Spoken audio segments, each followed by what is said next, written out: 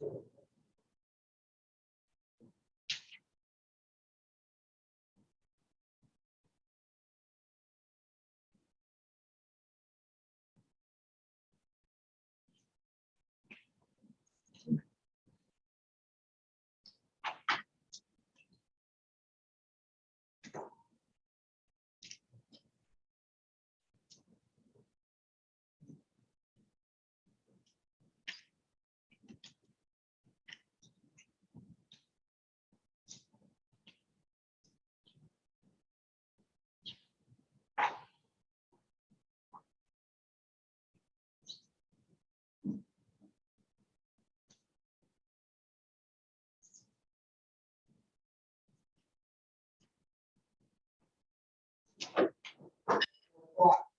BOC County Board of Commissioners regular board hybrid meetings or the everyone stand and pledge allegiance.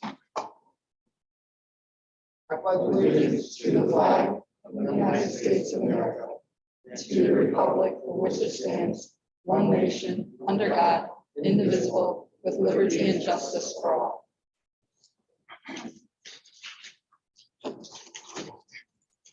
Roll call vote, please. Commissioner Hutchinson, Present. Commissioner Engler, Present.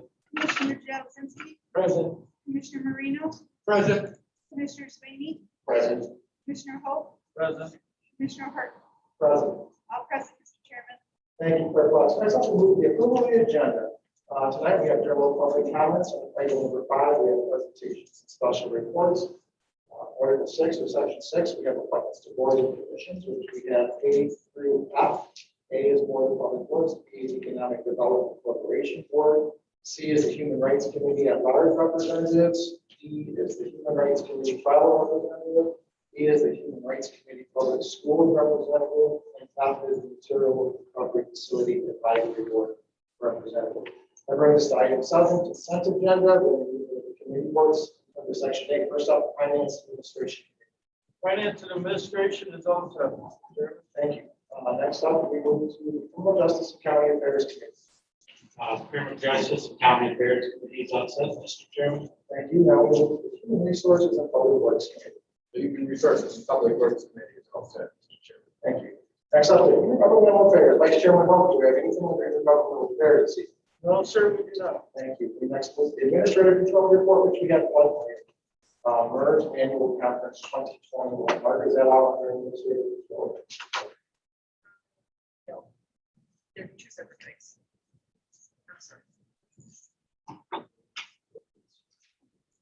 Yes, I apologize. All right, this is the Administrative Control. Next up is the item number 9, unfinished business. We have nothing.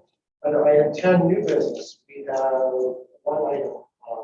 Fiscal 2022 secondary road patrol and health prevention program applications. That next thing is the general public comments, announcements, and adjournment. And I believe I just read the amended one. Did not read the amended one, so I'm going to flip that to the annual one. And under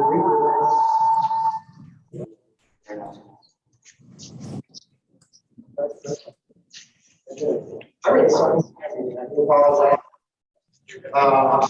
And under secondary road patrol and traffic accident prevention program.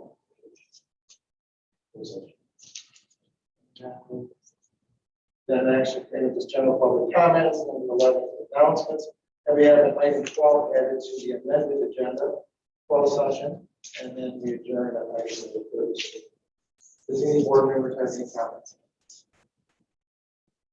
Hearing nothing else, can I get a motion and support for this? So moved, Jelazinski. Support is Sweeney. The motion and support to approve the agenda. Any further comment? Hearing none, all in favor say aye. Aye. Opposed, the same. We now have an agenda. Sorry about that, mixing that up. That's what I did for not looking at the times. Times these are. Okay. Next up brings us to general public comments. I'll first turn to the audience. Anybody in the audience has any public comments or anything? Sure, just come up one at a time. As a reminder to the audience and also anybody in virtual, please leave your name and address, say your name and address, and also your conversation will be limited to 3 minutes. Okay. And I don't have a timer, so.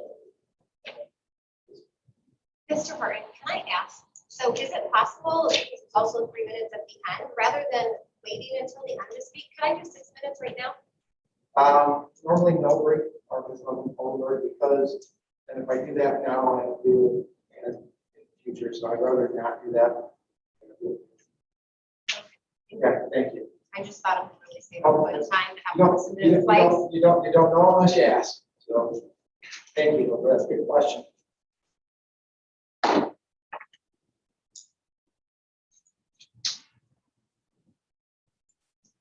May I go when I'm ready? Go right ahead. Okay, my name is Bree Rogenberg. I'm from Mount Pleasant, Michigan.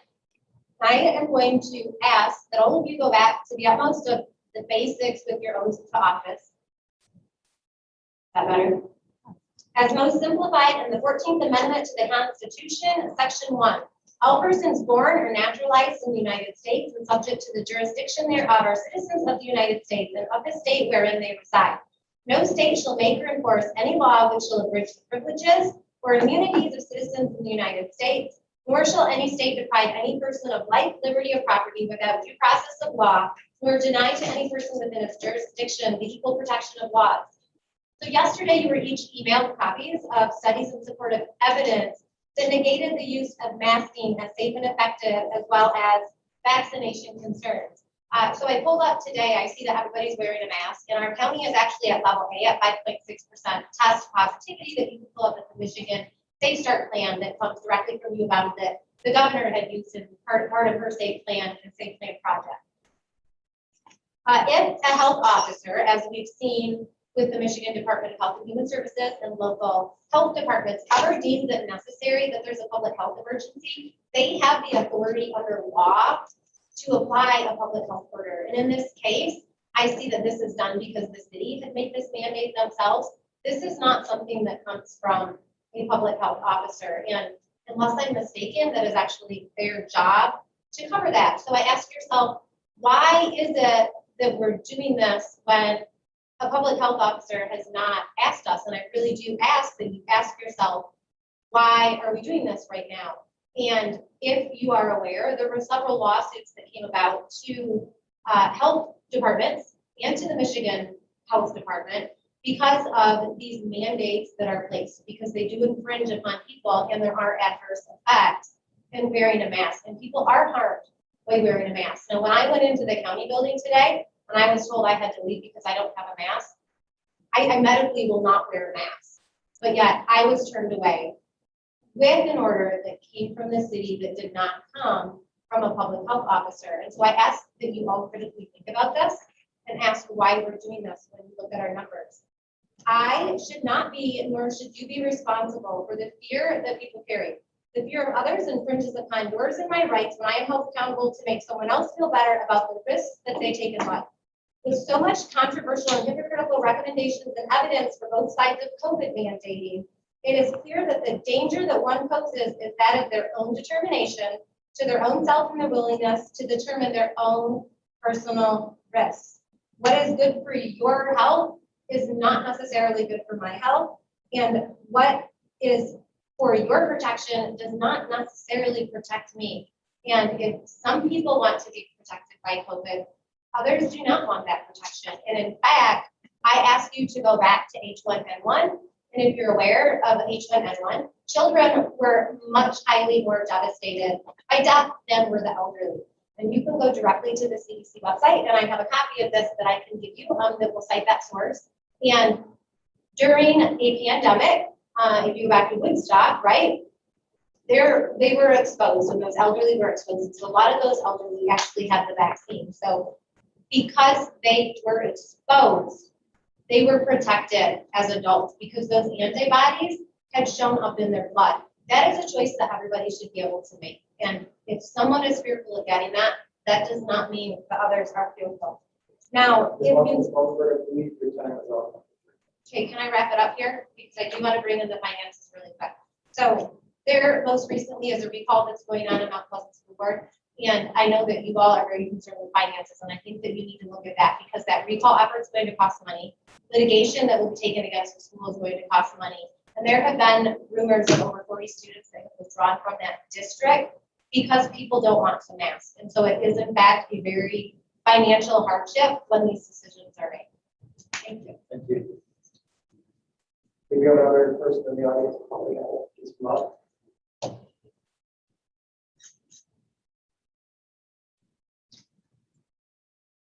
Just to restate, 3 minutes, name and address.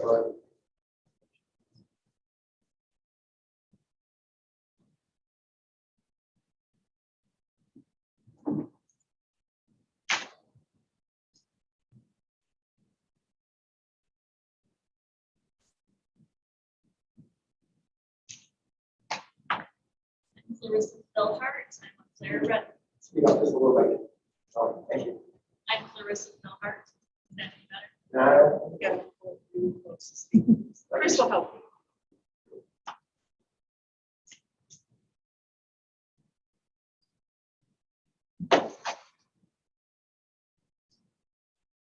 I am sorry. I am Clarissa Philhart. I am a resident of Clare in Lyons Township. And I have a resolution that I would like to read, please, in hopes that it will be considered for adoption by the county. A resolution to end the enforcement of COVID-19 orders and to restore constitutional freedoms to Isabella County. The historical context, whereas the Isabella County Board of Commissioners swore an oath to uphold the constitutions of the United States and the state of Michigan, which protect our rights to life, liberty, and pursuit of happiness, and further preserve the right of parents to determine the care of their children. The constitutions also guarantee freedom of religion, speech, and assembly, as well as due process of law. And whereas constitutional freedoms are not suspended in times of crisis. Although the threat from the COVID-19 virus may be serious, civil liberties are not contingent on public health crises. And whereas we recognize the Title 18 of the U.S. Constitution, Section 242 states that whoever, under color of any law, statute, ordinance, regulation, or custom, willfully subjects any person in any state, territory, commonwealth, possession, or district to the deprivation of any rights, privileges, or immunities secured or protected by the Constitution or laws of the United States shall be fined under this title or imprisoned not more than 1 year or both. And whereas on March 10, 2020, Governor Whitmer declared a state of emergency and subsequently issued 200 executive orders closing public and parochial schools, depriving citizens of non-essential medical and dental procedures, prohibiting assembly in public places and private residences, prohibiting citizens' movement, including travel between their own residences, instituting contact tracing and quarantines, closing non-essential businesses, even prohibiting outdoor work deemed non-essential, reopening select businesses with restrictions, restricting the purchase of seeds and other non-essential goods, restricting the use of motorized boats, and requiring the wearing of masks. After the Michigan Supreme Court ruled that her orders were unconstitutional, similar orders were and continue to be issued through her administrative branch via the Michigan Department of Health and Human Services, including masking children and toddlers as young as 2 years of age, coerced medical procedures in the form of forced COVID-19 testing of student athletes, and quarantine of healthy students without due process. Most recently, Governor Whitmer has stated that freedom from such orders may possibly come when a large percentage of the Michigan population undergoes a medical procedure, which has only been given emergency use authorization. And whereas the initial purpose, as stated in Executive Order 2020-05 on March 13th of 2020, was to mitigate the spread of COVID-19 and to provide essential protections to vulnerable Michiganders and this state's healthcare system and other critical infrastructure. And noted there is currently no approved vaccine or antiviral treatment for the disease. Much was unknown at that time. And whereas these orders of the governor and MDHHS stripped citizens of personal choice and eroded the constitutional rights and freedoms of citizens and parents, resulting in undue burden, restrictions, and irreparable harm to citizens, local businesses, and employees.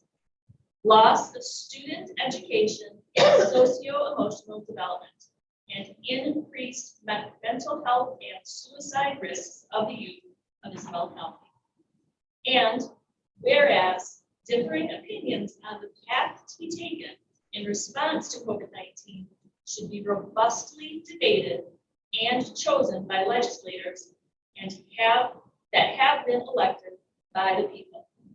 Governor Whitmer and state agencies do not have authority to unilaterally impose orders that essentially equate into laws. And whereas Isabella County recognizes the heroic efforts of frontline workers, citizens, and businesses who have diligently worked to mitigate the spread of COVID-19, does not dismiss the seriousness of COVID-19 to citizens in vulnerable demographics, and appreciates the need for appropriate policies to mitigate the spread of the COVID-19 virus, while protecting the constitutional rights of individuals and local and state economic interests. And findings 1 year later, whereas 1 year following the arrival of COVID-19 in the state of Michigan, Isabella County finds that the 96 reported deaths were 100% in the age groups over 60. 16 deaths in the 60 to 69 age group, 26 deaths in the 70 to 79 age group, and 44 deaths in the 80 plus age group.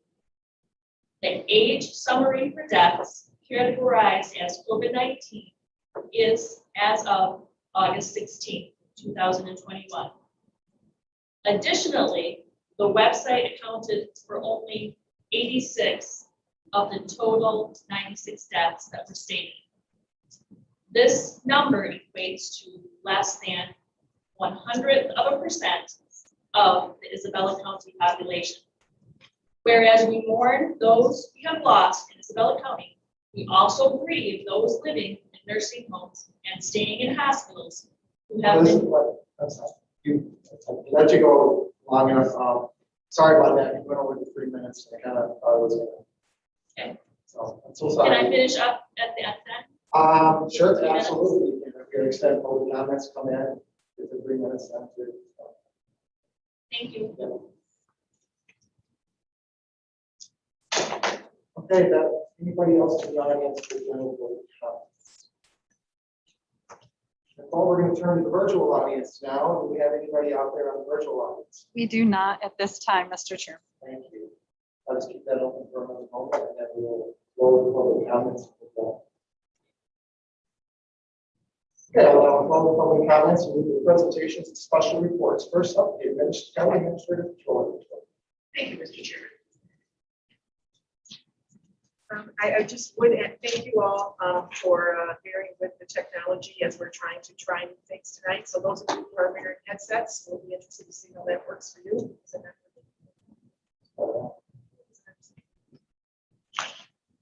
Chris. green light is on a second go.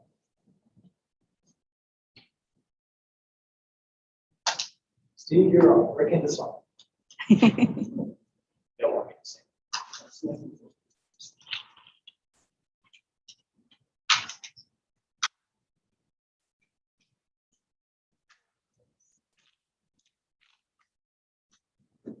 Frank, I'm not used to kind of,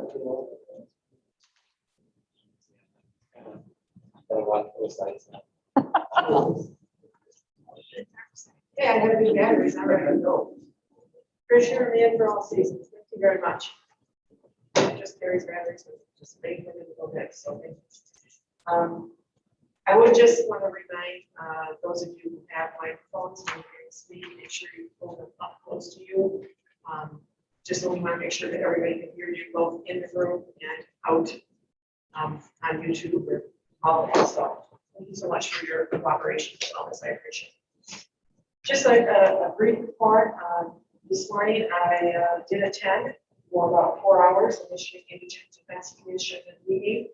And they did pass a number of agreements and contracts and plans. And of course, ours has been approved already. And so we're happy with that here. Again, great work to town council and public defender.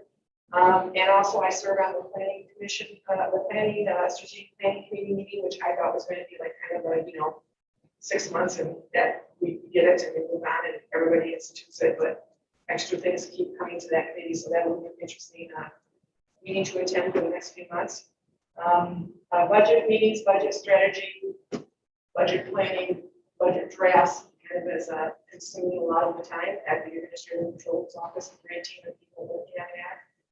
I will try to recognize them without leaving anybody out. So Chris Wimmer and Melissa Franquist, who are our staff accountants, certainly Nicole Ross, the Deputy Administrative Controller, Steve Karnovich, our CPA, and myself, but doing a great job, and we're looking forward to rolling that out and bringing that to the next time on the agenda and the calendar that we're to do so.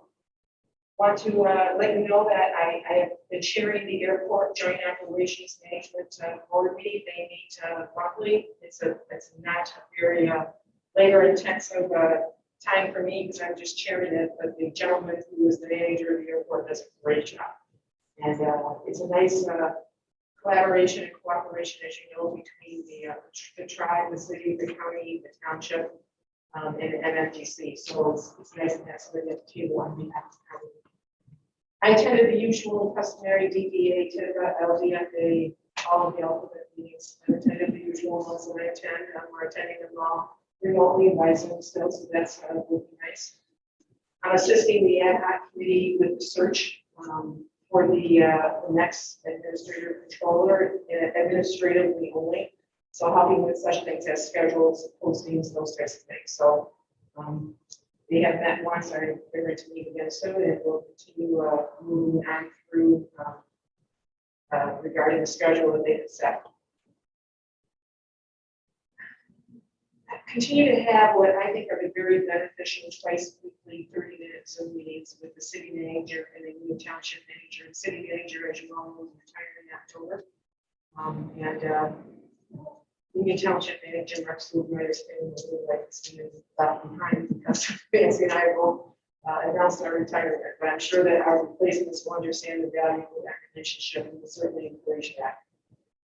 I met with the proposed Sheriff's Office Correctional Facility, as the title I'm giving it for now, with the site neighbors, along with Chairman Horton and Sheriff Maine. That meeting went very well with representatives of the Children's Museum and more reports, and it's a very positive meeting and it went very well.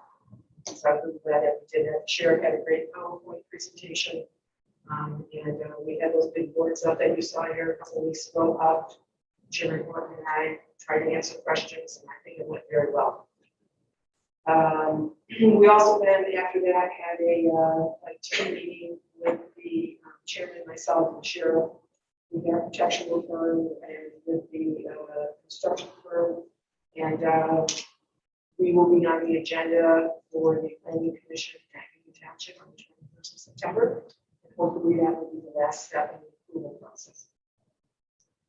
Are continually monitoring the American Rescue Plan information as it comes out from feds and state and other governments across the state. I am beginning to consider and will be preparing a transition plan for my time that will be spent with the next administrative controller after you select who that person is. You know, you want that to be enough time to make introductions and help with the transition, but not so long that they wish you had left. So I don't want to overstay my welcome. So, but I do think that I feel a responsibility to make sure that that person has some information moving forward. At least here's the names and numbers, and here's where you park, and here's where the restroom is.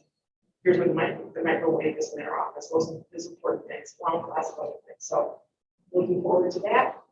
And had a meeting with Zoom and phone calls with department heads with a variety of usual and customary issues. So there's a million other things that happen in the day all day long, but those kind of seem to be the highlights. Thank you. Well, that's all. Boards and commissions. Under A, we have considered appointing one member to the Isabella County Board on the 21st to be a 3-year term ending December 31st, 2020, or until a successor is appointed. We have one applicant, George Dorn.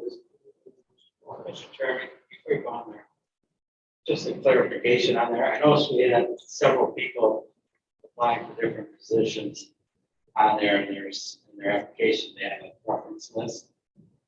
Are they aware they could be put on 2 committees, or is that something we only appoint one person in one committee? Leave that open, or? I'm going to say if they put it on the vote, they'd be eligible. Usually we call them at the meeting after the they get notified. That they're No, no, they fill out the Mr. oh, sorry, Jerry. Go ahead. I had a conversation with Margaret right before the meeting on that same basic question. And I know the one committee that Isabella wanted more public works. They basically have 2 charges right now. One is the landfill, the other is the water system out of Lake Isabella. Probably not an overwhelming committee assignment. And then the second one, which I think I'm the backup representative for the Economic Development Corporation Board. This is my 7th year on the board. I've never been aware of the meeting of that. Margaret indicated is if you have a nonprofit that's looking to bond for improvements, that's when that board will meet. So I don't think it's going to be a very challenging assignment for one person to assume both positions. And the person seems like he's got a fairly good background. Probably looking for more charge, more responsibilities than those 2 would provide, but maybe good, maybe more. I also have something else to add that Mr. Dorn also listed on his application that he's interested in serving on community corrections as a media representative, but he's not eligible for that because he doesn't represent the media. So when you're looking at what he might be interested in, that's one of those is not something that he's eligible for. Many of the boards have specific eligibility or specific representation. So you have to be a member of an educated Mount Pleasant Public Schools, or you have to be a member of the media, or you have to be a labor representative or whatever. So in Mr. Doran's application, he had listed the Economic Development Corporation, Community Corrections Advisory Board, media representative, and also a representative affiliated with the Reimburse Investment Board and the Board of Public Works. But he's not eligible to be a member of the Community Corrections Advisory Board as a media representative. That we would tell from his application. Does that answer your question? Yes. Okay, very good. Does anybody getting back to, is anybody know Mr. Dorn, otherwise it's an application or advertising? Right, next up, we'll guide and be the consider appointing one member of the Economic Development Corporation Board to be the 6-year term ending July 1st, 2026, or until a successor is appointed. Mr. Dorn, George Dorn, has been appointed applicant. That one, and item C, Consider appointing 2 members of the Isabella County Human Rights Committee as at-large representatives for a 3-year term on September 1st, 2024, until a successor is appointed. We have 5 applicants. Does anybody just wish to mention anything about these 5 applicants? Yeah, Explain. just, I've looked over all 5 applicants since I'm on the representative for the commission on the board. They all look like very good applicants. Oh, I'm sorry. I turned it on. They'll have fine qualifications for the position. I did receive an email from the chair, Elizabeth Husbands, that said she also looked over all the applications and was identifying diverse voices in the community for that committee and recommended Danny Waters Jr. and Alexa Torres, saying that both check off more boxes of her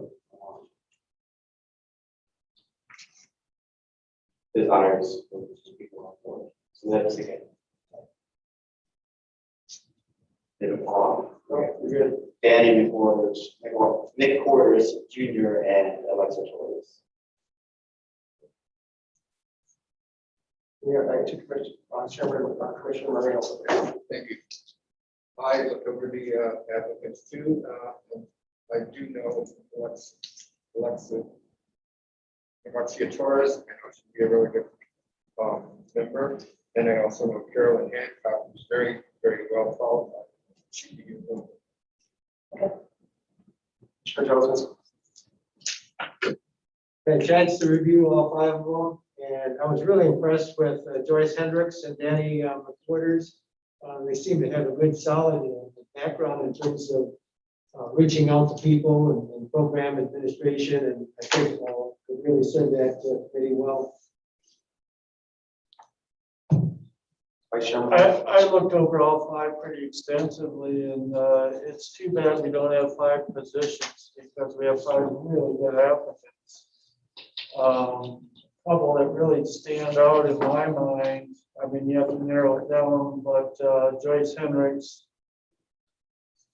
just because of her education and experience, and then Danny McQuarters Jr. also kind of stood out. Any other commissioners? I mean, the same thing. I think all 5 were well deserving. Too bad we only 5. I would agree with the commissioner's comments and all. Very good call here. All right, here you go. That will move to item D. Consider appointing 1 member to the Isabella County Human Rights Committee as the travel representative for a 3-year term ending September 1st, 2024, until a successor is appointed. We have 1 applicant, Amy Chavez, and she's also in the comment. Commissioner Swaney, since you're on that committee. And I've worked with Amy Chavez on the Isabella County Human Rights Committee for several years now. And she's been very instrumental and a strong voice on that committee, and even writing grant proposals with Laura Gorley on that this past year. Moving to item E, again, consider appointing 1 member to the Isabella County Human Rights Committee as the public schools representative for a 3-year term ending September 1st, 2024, or until a successor is appointed. We have 1 applicant, Laura Gorley. She is also an incumbent. Just mention this one. We just talked about her. Anybody have anything further to add on Ms. Gorley? Ms. Gorley is also a counselor with the schools that obviously puts her as a good representative for the school system.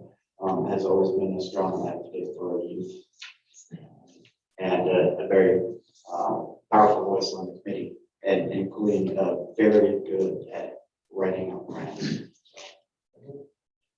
Next, we move to item F, consider appointing 1 member to the Isabella County Material Recovery Facility Advisory Board to complete a 2-year term ending December 31st, 2022, or until a successor is appointed. And yes, Stephanie Dunn.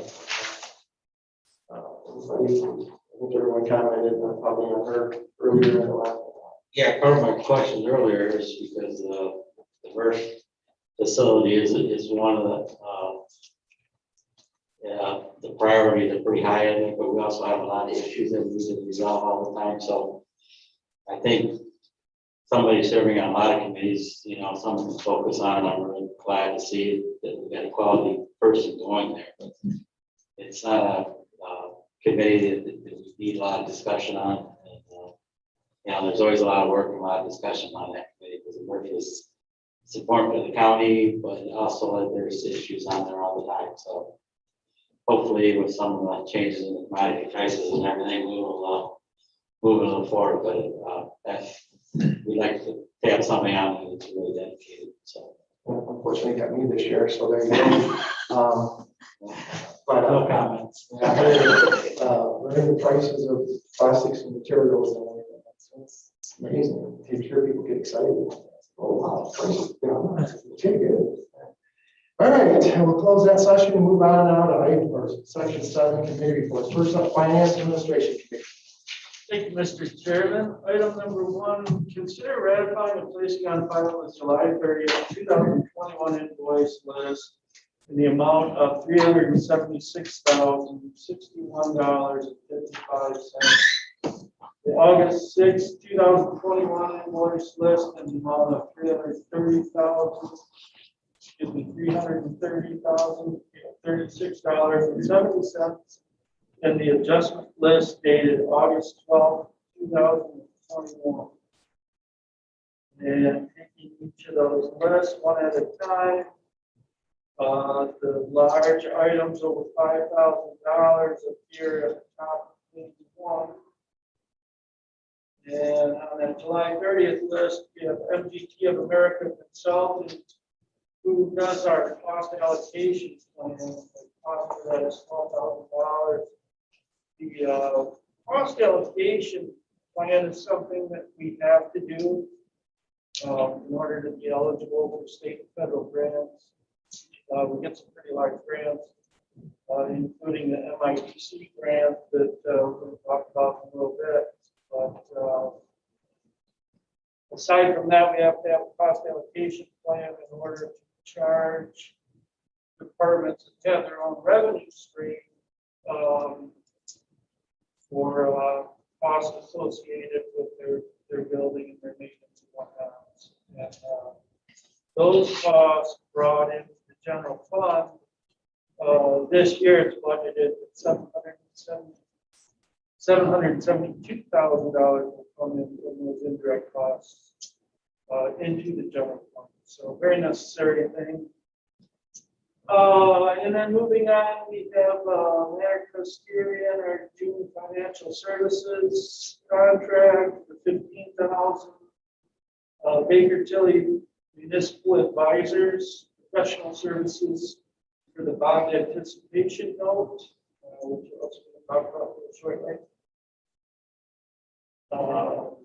Integrated architecture services for the Sheriff's Office Correctional Facility. And Verizon Wireless, our monthly Verizon charges, our hats, bi-weekly animal control contract payments, election source, $10,390 for recording and testing for the August election. Then we have several drain repair cost items, Star Excavating, several invoices there. And then Speed Tech Equipment, 50% down payment for a new incline conveyor for the baler for the MRF. And that's $48,827. There. Just talk Yep. Let's see, Cradle Floor, $27,944 for an F-150 truck for the parks. That's in their capital budget. And then several public defender appointments. And then Michigan Tax Tribunal refund 2020 taxes in the amount of $28,753. And then finally, a couple fourth quarter circuit court data processing services fees, $7,135 and $6,495. Total COVID-related costs on that list, $2,555.70. Moving on to the August 6th list. We have again our HATS bi-weekly annual animal control contract payment in the amount of $5,961.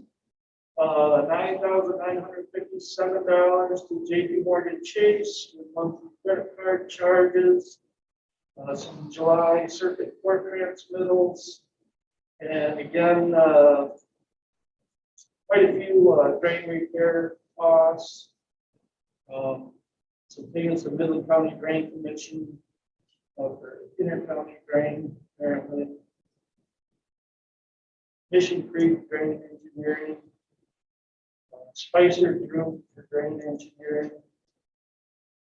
And $6,600 for monthly gasoline charges for sheriff's departments. $34,000 to WellPath LLC, and that is for monthly medical services contract. For the sheriff's department, we have to provide medical services to the inmates. $5,869 to Securus for jail prepaid cards. And then we have a couple of tax tribunal adjustments. One in the amount of $15,918, and another one in the amount of $6,165. And then July District Court transmittals over $30,000. And then $45,225 to McBride Quality Care, and that was for day treatment services for 14 weeks, which is more than what we usually see. But maybe that's the courts being caught up with the COVID-related backlog that they have.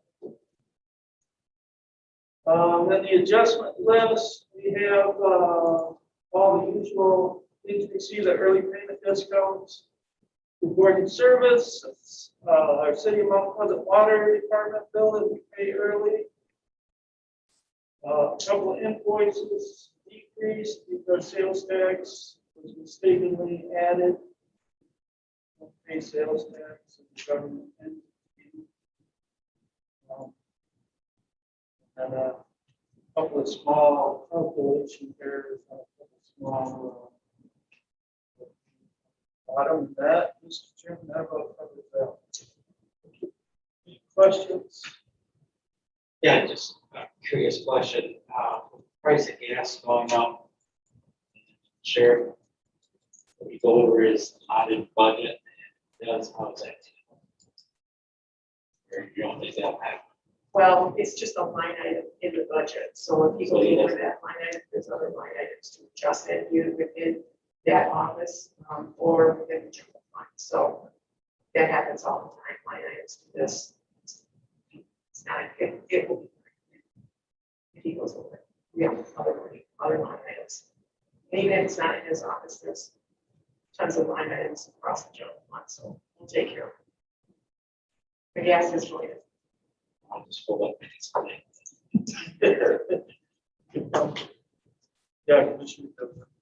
In the committee meeting, I noted that we had at least one, possibly three, well, we did have three tax tribunal refunds. The first one was the Castle Apartments, and there were two on the next period that may or may not be related to Gator and McDonald, Karen McDonald. The question I had is, when you have a tax tribunal, and I suspect this is all due to the COVID, and fewer students on campus and apartment use went down, occupancy went down, and so those apartment units or owners are appealing to the tax tribunal for lowering of property taxes and winning, obviously. I think we've had some other ones before this. Once we have the obligation to pay it back, I suspect that the treasurer has to recollect that from anything that's paid out to the townships, city, school districts, or whatever. But how does that get handled in the short term? Does it come out of the local tax funds? Or do you have a chance, Margaret, to ask the treasurer about it? So, Mr. Commissioner, when we're sitting here going through this, I'm like, oh, there's a little note on that thing there, I forgot to ask. So I will try to find that out, and I'll send an email out to the commissioners, and I apologize for that. Thank you. Any other questions? On those? Okay, hearing and seeing none, those items will move forward to tonight's agenda. The next item is consider approving the fiscal year 2021 budget amendment, adding $1,750.77 to reimburse fiscal year 2020 general fund expenses for the Isabella County Sheriff's Office and Correctional Facility Project, and removing $1,819,796 of fiscal year 2021 project expenses from the general fund, and authorize the board chair to sign the same. I know this is all related to the fact that we've been paying architectural engineering fees, and this budget amendment is to make that correct, especially now that we have the bond anticipation note, which I think we borrowed for $6 million, or that's our intention. Margaret, would you like to take over the explanation? You're more in tune with this than I am. Well, I will try. If I lose my tuning, I'll refer to either Nicole or Steve. So basically, actually, Commissioner, you did a great job of explaining that. As we know, we have been, paying our bills as we would as good stewards.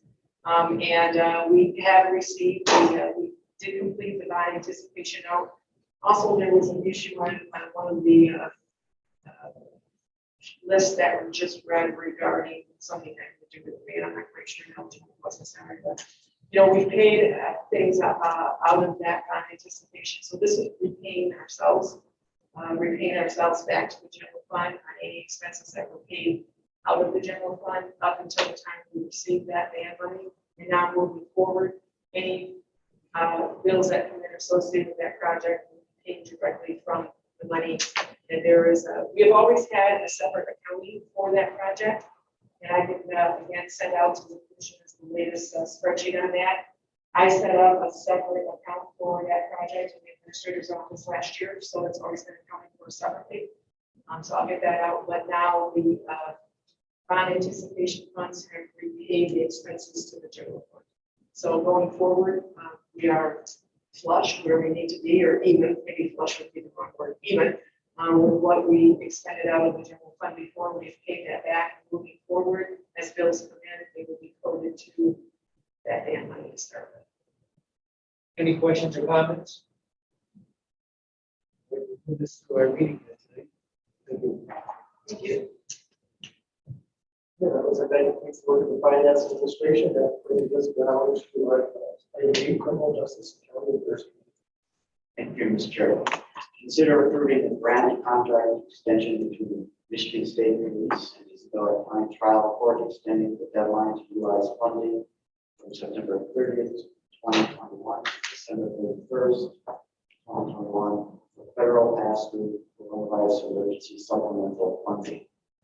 And authorize the board chair to sign the same. So we'll just be on. My background. Feel like I'm going in now. We have basically the trial court and county law enforcement applied for $81,808 grant for this period. We'll be approving those emergency funds for that.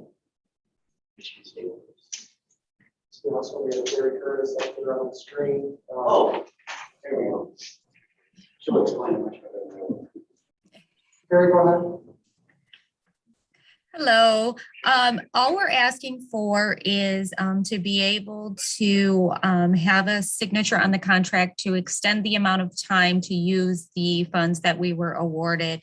We learned pretty recently that instead of expiring September 30th, if we had additional funds we had not utilized yet and the board approved, we could extend our time until the end of this year. So all we're asking for is you to go ahead and authorize that signature so we have a little bit more time if we need it.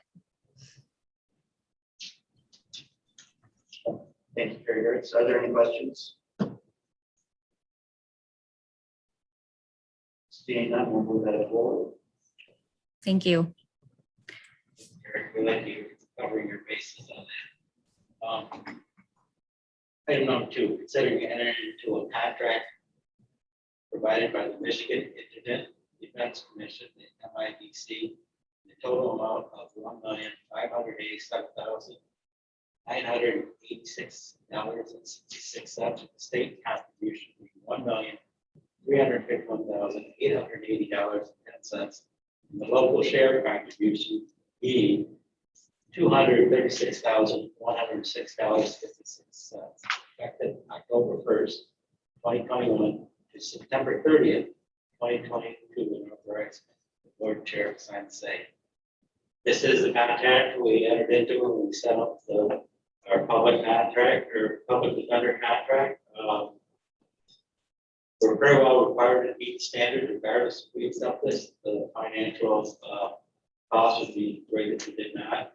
I believe we have public defender Houseman online if you'd like to speak to this, but this is the contract, and I guess if there's any questions, I would direct it to the public defender Houseman. Yes, good afternoon, Commissioners and Chairman, Ms. McAvoy. This is the contract. This is the grant between the state of Michigan and the Michigan Indigent Defense Commission. Sometimes I also struggle with that word, Commissioner Engler, so don't feel bad. Sometimes it gets a little bit of a tongue twister. But this is the contract between MIDC and Isabella County presented through the Department of Licensing and Regulatory Affairs. This is the contract that has gone through multiple rounds of changes. A lot of those changes brought forth by the Michigan Association of Counties, multiple rounds of negotiations over the course of the past couple of years. But this contract does remain unchanged from last year. Obviously, the only thing that changes is our grant amount.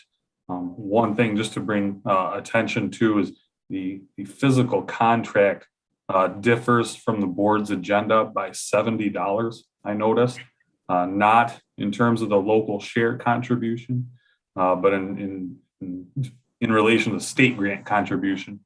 The state grant contribution on the physical contract indicates an amount of $1,351,810.10. And that's then the total authorized budget is $1,587,916.66. So just to clarify, I know there was a $70 discrepancy there, or $80 discrepancy. So I just wanted to make sure that that was pointed out on the physical contract. Okay, is there any more questions? Yes, I'd like to just add something. So the Michigan Indigent Defense Commission had commissioned, I say that a lot too, had commissioned a study on the local share. And I know that we had talked about concerns, Commissioner Engler, in one of your committee meetings about local share. The study, they did this study and they hired this outside firm. We hired an outside firm, and they did interviews with some public defenders. They did interviews with private defense attorneys. They interviewed judges. They interviewed some commissioners. They interviewed members of the commission. They interviewed administrative controllers, and they had this random way of selecting that. I was selected as an administrative controller, and I was also selected as an MIDC member. And I said, well, you know, do you really want me to talk to the same person twice? And they were like, oh, yes, we'd be interested in your perspective. So it was an interesting thing to participate in. But the outcome is that today, the findings and recommendations were accepted by the MIDC, the commission today. And those recommendations are to make no changes. to the calculations for the loan share at this time. So that was a very good news for funding sources. The study, if anybody's interested in seeing it, let me know and I will forward you a copy. But it's a very interesting study. They, as I said, talked to a big cross section of folks who are involved across the state. And I know on behalf of my colleagues, we were very relieved to see the recommendation. So I thought the commission might like to hear that. Any more questions? One thing I'd like to add is I was working on some statistics today for another project, and I know, you know, the question often comes up, you know, how many cases we actually handle and what we actually do over here. And so I was presenting that or working on those statistics today. There was actually, just so everyone knows, the statistics I was working on were comparing July from 2019 to July 2020, and then July 2020 to July 2021. July 20 to July 21, we saw an increase of about 140 to about 160 total cases. That includes felonies, misdemeanors, probation violations, whatever. We actually saw an increase over the course of that year to a total of 1,300 cases from July 2020 to July 2021. 1,300 total cases handled by our office. That's actual cases that are appointed to attorneys in our office. And then one of the standards that we must comply with is being present at all first appearances, regardless of whether someone is indigent or not, before that determination is made. Throughout the course of that year, we handled and appeared at 1,968 arraignments between me and my staff. So I always like to provide some kind of background to show, you know, the actual numbers that this is what we're doing. And I think it's had a tremendous impact on the community. Thank you. Seeing no more, any more questions? Seeing none, we'll move that forward with the correction of the hours of consent and the state and the local share. Numbers correct. And with that, I complete the work of the criminal justice council very. Thank you. Next up, under C, Resources for Public Works. Thank you, Mr. Chair. The first and only item is to consider adopting Isabella County Board of Commissioners Resolution number 21-08-02, the Michael Seaman Lacrosse 2021 bicycle race, and authorize the board chair to sign the same. We have our director could you give us a little background on this, please? Hi, this is the 5th year for this race, which is offered through the Michigan bicycle folks here in Mount Pleasant. They fill out all the proper paperwork needed to run an event out at Deerfield Park, and I was asked to present this letter and resolution that was put together by this organization. They this is their 3rd year out at Deerfield Park. It's an event that people pay $40 to participate, and races run on Saturday between 9:30 and 3. Variety of ages and male and female racers, excuse me. The proceeds help support bicycle safety for kids and adults, as well as for the association. And they get bicyclists from all over our Michigan and Midwest region, including Illinois, Indiana, Ohio.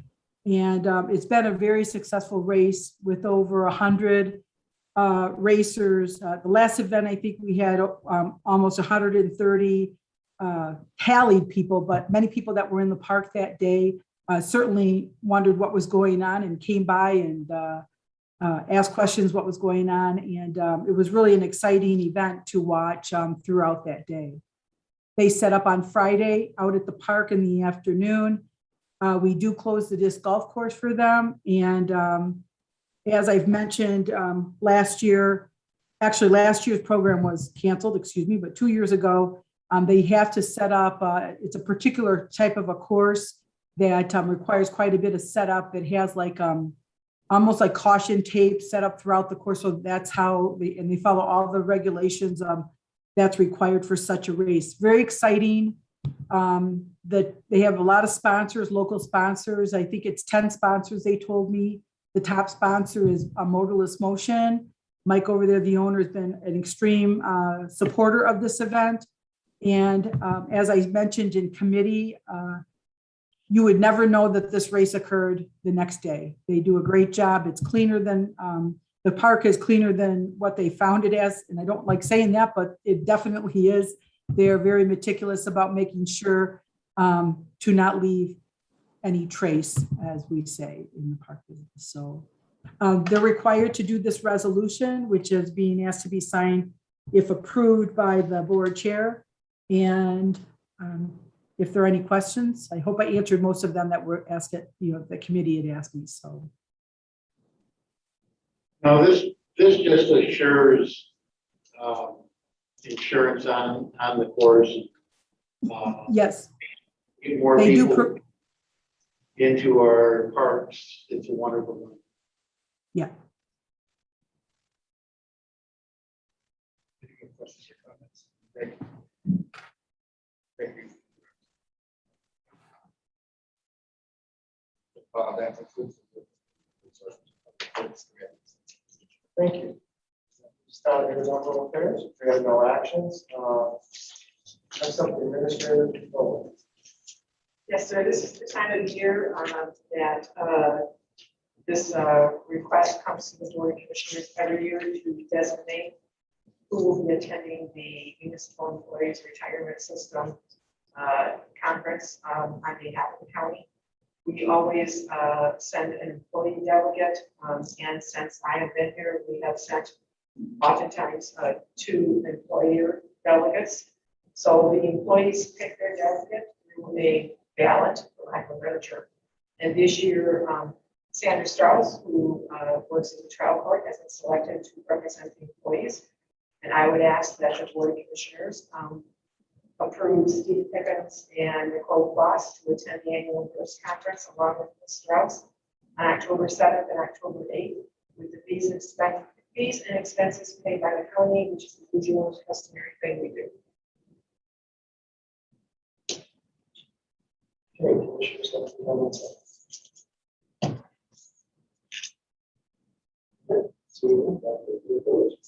So, item number, I know it's terrible, especially later.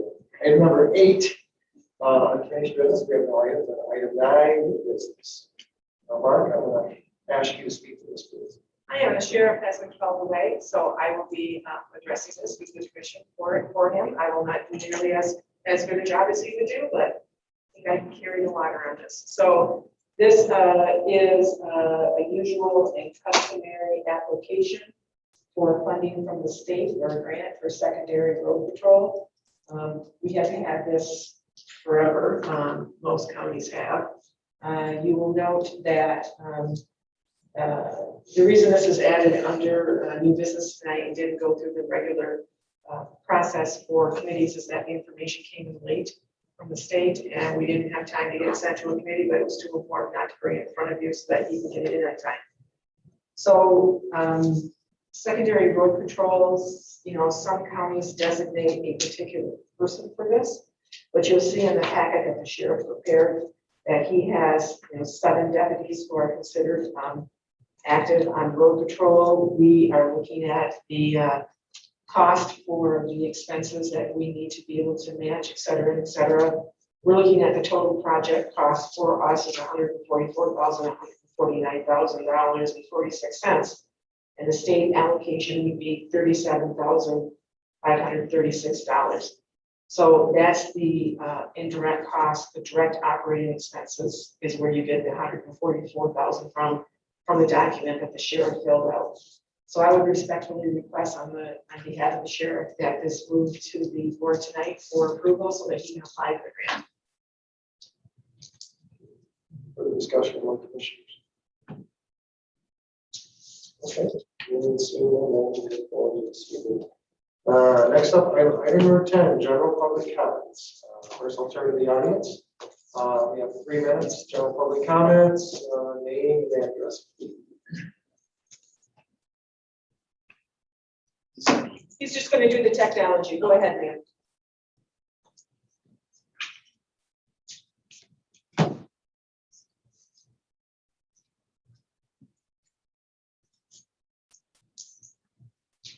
Do you want me to sign again? No, not necessary. Just say your name, please. Clarissa Philhart. Thank you. May I just continue reading the Absolutely. You have 2 or 3 minutes, but I would probably think you could do it. Yes, please. Whereas we mourn those we have lost in Isabella County, we also grieve those living in nursing homes and staying in hospitals who have been deprived of contact with loved ones in the last 18 months. At the same time, state policy placed COVID-19 positive patients in nursing homes where the most vulnerable population resides. And whereas measured, reasonable actions can be used to protect the elderly in residential care while allowing for contact with loved ones. Older, higher risk adults still have the right to determine what is best for their own health, life, and liberty, and the pursuit of happiness, including personal health measures. And whereas younger members of our county are not at significant risk from the COVID-19 virus, with 0 deaths in the 0 to 19 age group, and a recovery rate of over 99% through age 59, which represents the largest percentage of our county.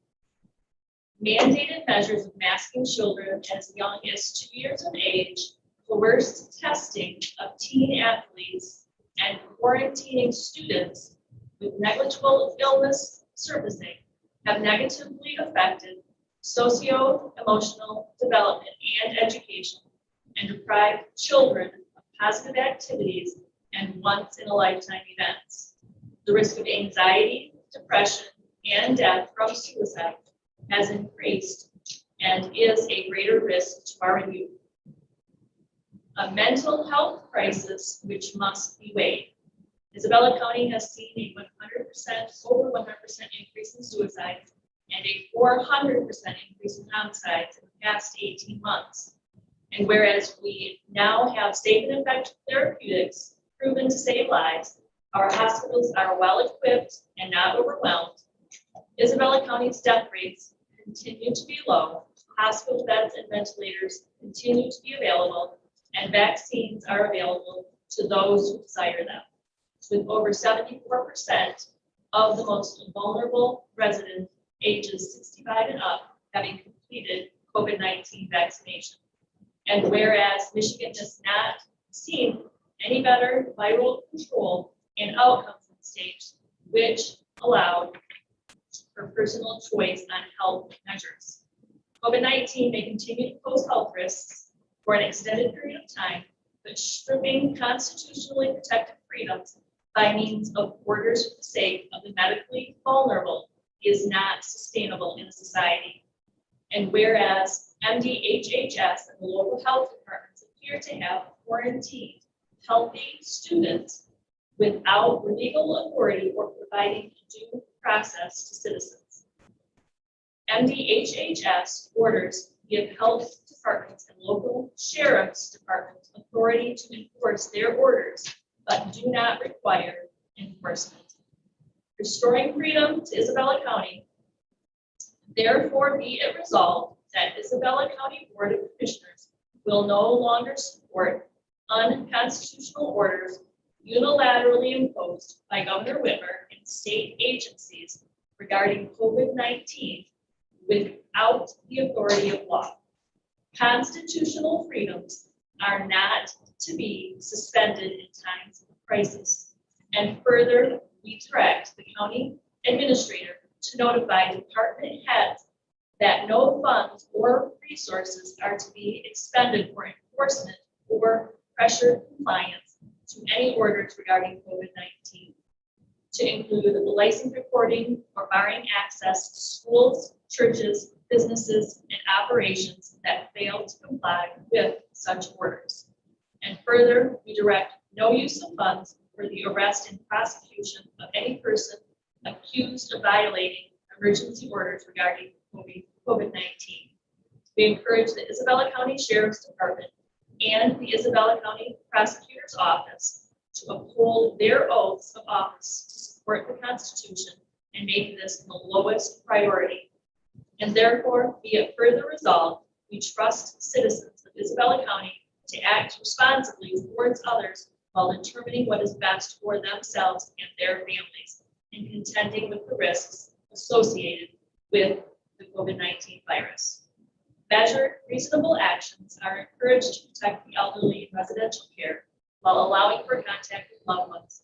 We encourage churches, public and private schools, and local businesses to use their own good judgment to operate in a manner which minimizes risk to citizens while protecting the health and welfare of their businesses, care for their employees and their community. And further information regarding COVID-19 statistics, risks, and resources will remain on the Isabella County website as a resource for residents. The county will continue to provide COVID-19 vaccines and testing for those who desire them, as all medical procedures carry risk. Opening our county is not dependent on residents choosing to be vaccinated or tested. Isabella County will not support the use of vaccine passports or differing treatment of unvaccinated individuals in schools, businesses, and public places. And further, on behalf of the citizens of Isabella County, we call on Governor Whitmer, MDHHS, and my OSHA to immediately end all orders and restrictions related to COVID-19 and cease from issuing more in the future. We request the Michigan Legislature adopt constitutionally sound measures which limit the unchecked exercise and abuse of executive power and administrative agencies, and which restore individual responsibility and freedom not dependent on public health data.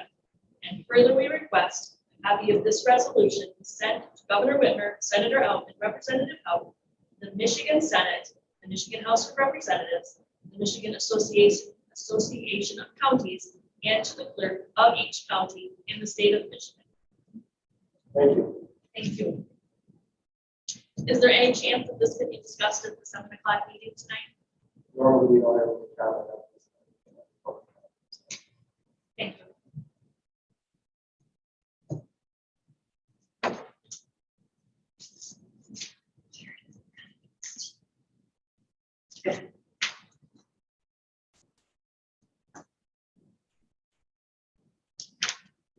Logan, Greenover. I want to start by referencing what Clarissa had spoke about. You are being called upon as a public board to take action that promotes citizens to exercise freedom to make personal choices, many that have been robbed from us through COVID restrictions and mandates. Keep our buildings open and free from mandates. Please put a stop to any action that will mandate health practices or such COVID restrictions upon our county development. As you have heard her, and she presented her proposal to the freedom in our county, a resolution that mirrors that and gives credit to the Ottawa Impact, a nonprofit out of Ottawa County. As you heard her resolution, please keep our freedoms and choice of personal risk in the Constitution at the forefront of your mind. If you're not able to add any discussion to this tonight, we do request that you add this in the future to the next agenda, or possibly even add it to committee discussions. But hopefully to help give a little bit of insight, I know people are really in a disagreement on a lot of this. And the information that I'm going to share is information that many people like myself find to be factual. This is going to reference the CDC. The H1N1 virus was very different from H1N1 viruses that were circulating at the time of the pandemic, which I believe that was in 2009. The young people had an existing immunity as detected by antibody response to the H1N1 virus, but nearly 1/3 of people over the age of 60 had antibodies against the virus, likely from exposure to an older H1N1 virus earlier in their lives. And again, that's choice, and some people prefer vaccination and and some people prefer their own natural immune response. In regards to breakthrough cases, these are again cited from the CDC. For the purpose of surveillance, a vaccine breakthrough infection is defined as the detection of SARS-CoV-2 RNA or antigen in a respiratory specimen collected from a person greater than 14 days after they had completed all recommended doses. Also, there's some, note the word some, evidence that vaccination may make illness less severe for those who are vaccinated and still get sick. Another quote, current data suggests that COVID-19 vaccines authorized for use in the United States offer protection against most SARS-CoV variants currently circulating in the United States. However, variants will cause some vaccine breakthroughs. Another quote, the CDC now monitors reported hospitalized or fatal vaccine breakthrough cases for clustering by patient demographics, geographic location, time since vaccination, vaccination type, and the lineage. Identifying and investigating hospital or COVID vaccine breakthrough cases.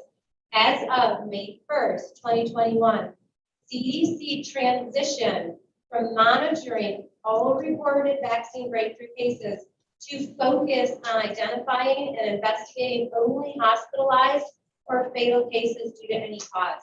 I share this information with you because many people currently across the state of Michigan are discussing to make vaccines a mandate.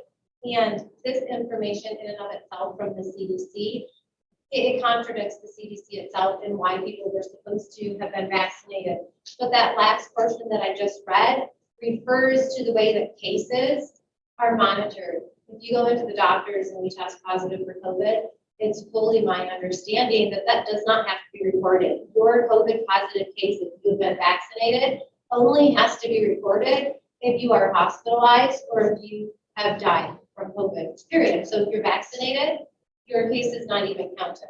So consider that when numbers are considered and when the vaccine is being pushed upon people. Again, another quote for the preliminary evidence. Yeah. 3 minutes are up. Probably about 4 and a half. So I'm gonna be much longer. Or... No, that's okay. So actually that information I've already given to Jerry. If Jerry's able to share that with everybody else, if you can read through it, it would be greatly appreciated because like I said, this is where a lot of people are at and there's a lot of discrepancy and really community tearing it apart on this and in regards to this. So I do request that we look at it and we can bring this to the committee to discuss this. Thank you. Anybody else in the audience? Anyone else? Or we'll go to the virtual. There is no one at this time, Mr. Chairman.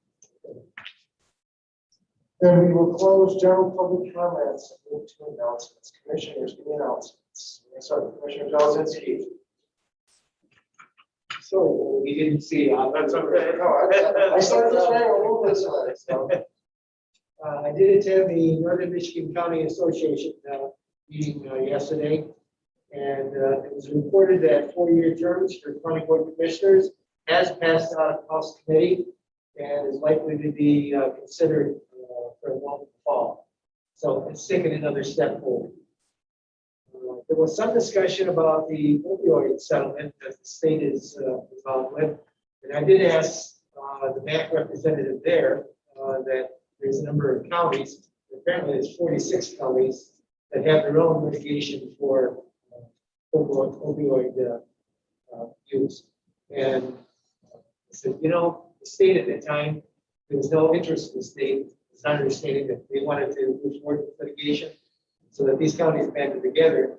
What is the impact of this opioid offer settlement on the other case? It was kind of implied, but not for sure, that if this opioid settlement moves forward, the county side into it, they may be giving up any of the separate opioid legislation that we have in progress.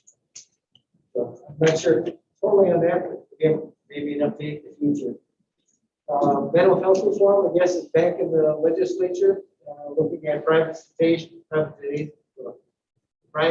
going front with private sources, which would basically remove any local input or control in the process. We may want to ask Community Mental Health to come and give us an update. I think it's important to maintain local community input into that service. And it'd be nice to know before legislation moves too much further.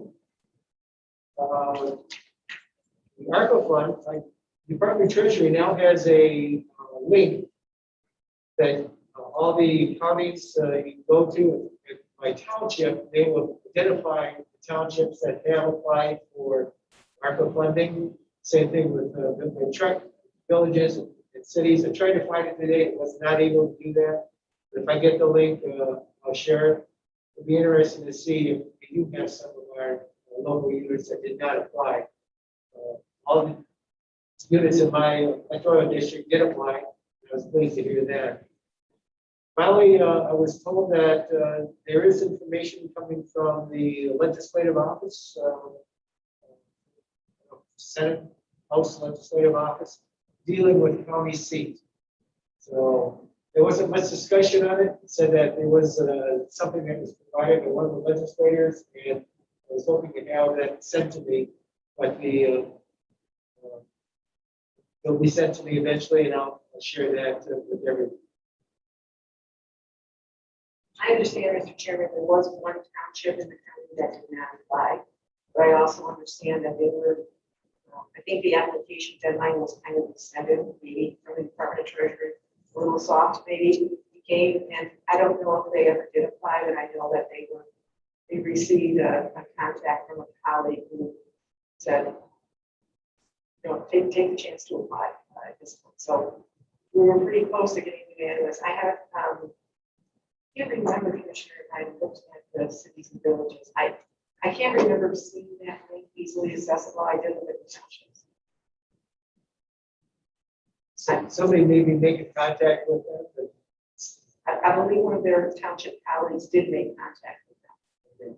And apparently this site not only gives the township status, but whether or not, I guess there's 3 things that they can do, identifies the option they chose. Thank you. Mr. Rail, anything? Vice Chairman Howard. Yeah, just to piggyback on Mr. Jelzinski's report. I know community mental health is watching that legislation very closely and vigorously opposing efforts to privatize our public mental health system. Probably more to come on that. As Administrator McAvoy mentioned, Administrative Controller Search Ad Hoc Committee met on August 9th via Zoom. Commissioner Hutchinson and Commissioner Horton and Administrator McAvoy and myself kind of set some ground rules, talked about do's and don'ts, things you can't legally ask in an interview. And then we approved a timeline with the caveat that if a couple of the commissioners have an issue with any of the dates, that we may have to amend it. But basically, the job announcement's up. It's in the papers. It's on Pure Talent Michigan. It'll stay up until August 27th. That'll be the deadline for applications. September 9th, the applications will go to the ad hoc committee. September 16th, the ad hoc committee will rank them and send them back to administration. September 21st, at the board meeting, the ad hoc committee sends recommendations to the board of commissioners, probably in a closed session to protect the applicant's privacy. September 23rd, notify selected candidates. September 24th, email questions to candidates. And then this one is of particular interest. October 2nd is a Saturday, special board of commissioner meeting for interviews. And that will probably take the bulk of the day on Saturday, October 2nd. Commissioner Marino and Commissioner Sweeney were not on the call, so if that If that date doesn't work, let us know pretty quick. October 3rd, conditional offer given to the chosen candidate, the contingent upon a background check. October 15th, the selected candidate will give 45 days notice. October 19th, at the Board of Commissioners meeting, would approve the contract. And then the new administrative controller would start on November 29th, giving that person time to work with Margaret for a couple of weeks and kind of ease into the job. So that tentatively is the schedule, and hopefully that all comes together. My other announcement concerns Isabella County Restoration House, which is our seasonal rotating homeless shelter. If there's any golfers out there, they're having a golf tournament September 18th at Riverwood. It's a 4-person scramble. You can sign up, or you can go to icrhouse.org for more information on that. I do have a few flyers. If there's any golfers interested in that. They're also selling raffle tickets, and I have those. Are $20 a piece. The top prize is $2,000. They're only selling 1,000 tickets, so at decent odds. So I have those. If anyone's interested, I don't usually use this position to sell things, but this is a cause that's very near and dear to me. So if you're interested, see me on that. We should not advertise stuff. Advertisements. Commissioner Holm will send out to the commissioners and to the clerk the draft schedule that was accepted by the ad hoc committee. I know mine's all kind of scratched up, and I was going to talk to Jess about that today, and we can talk about it tomorrow, but we'll get that out to everybody. I saw the clerk was scrambling there, getting a hand cramp, trying to write it all down, and I was trying to get her. I said, I missed you earlier, I was going to tell you. So we'll get that to you. Don't panic about writing all that down. Absolutely. Vice Chairman, That's it. all right. Commissioner Swank. Yeah, so I'm the liaison on the Cultural Recreational Council, and an announcement from the ice arena, Mount Pleasant Ice Arena is going through a name change and branding. It has not been sold. It's still part of the county. The new name is Martin Ice Arena, and it is in honor of Bill and Ellie Martin, who've been big supporters and donors for the ice arena. And Brittany and Ken Hesse, managers there at the ice arena, asked me to pass that along.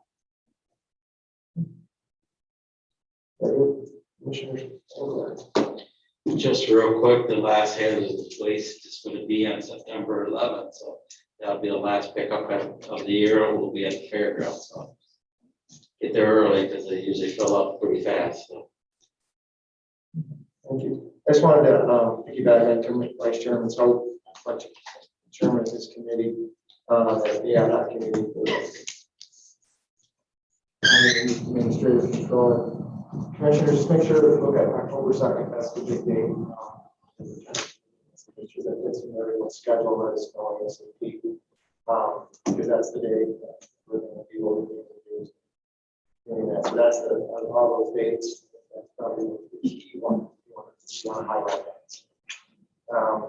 I really haven't got anything else to say tonight. So that ends announcements. So we now are going to move into a closed session. But before we do, I'd like to ask Robert, if you want to ask the characters that's going to closed session. Jessica Groswitz, join us for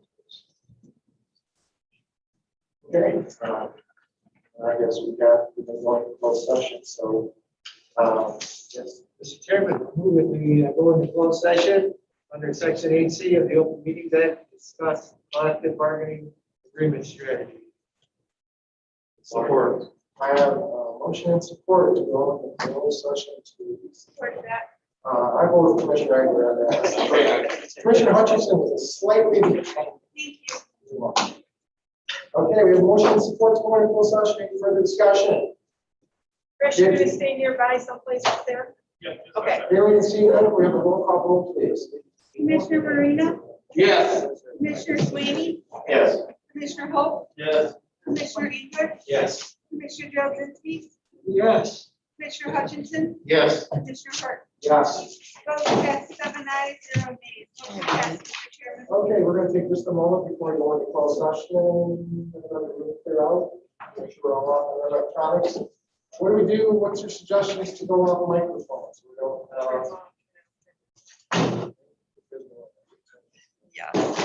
Yeah, the only mic that it should be picking up is from this one, and when you're in the breakout room, it doesn't pick it up at all, so. Thank you. See you all. So, You don't need to return tonight, Steve. here's breakout. Thank you. Careful driving home. while you let us know we're in. Yes, sir. I'll let you know when I send the invitation out. DeWitt. Wow. I want the screen to go. Yes, they should get a notice now to join a room, a breakout room.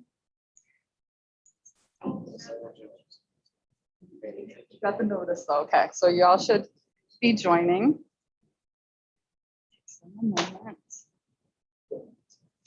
So you'll want to be joining the breakout room.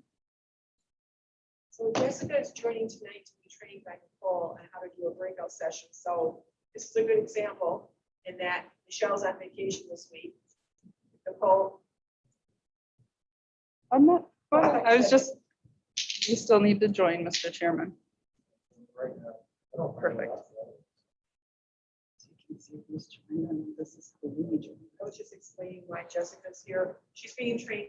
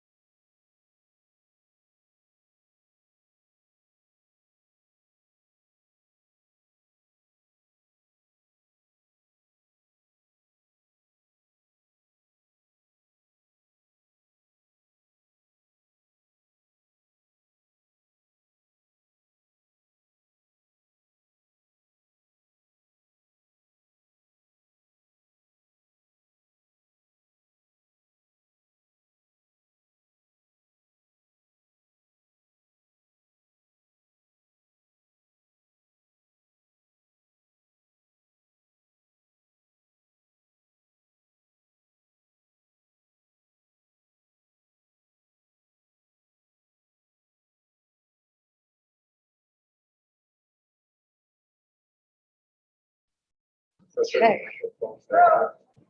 Yes, you got it.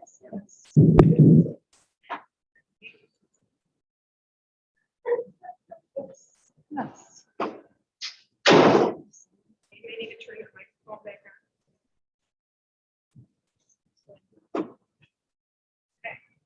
Or just let me know where my kids. on.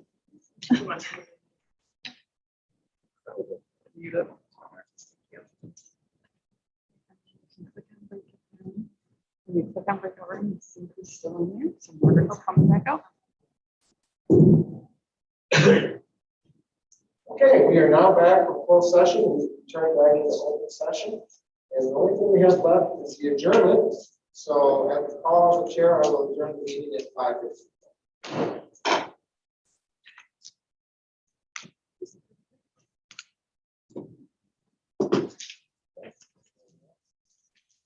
Turn it off.